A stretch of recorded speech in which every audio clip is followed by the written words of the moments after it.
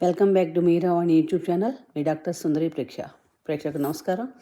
July మాసంలో కర్కాటక రాశి వారికి ఎలాంటి ఫలితాలు ఉంటాయి చూస్తే కనుక, ఈ మాసంలో శుక్రుడు శుభ ఫలితాలు ఎక్కువగా ఇస్తున్నాడు.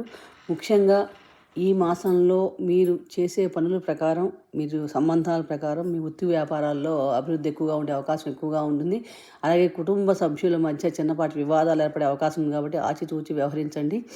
ముఖ్యంగా ఈ తోబుట్టువులతో మీ సంబంధాలు కొంచెం చిన్న బలహీనపడే అవకాశాలు ఎక్కువగా కనిపిస్తున్నాయి.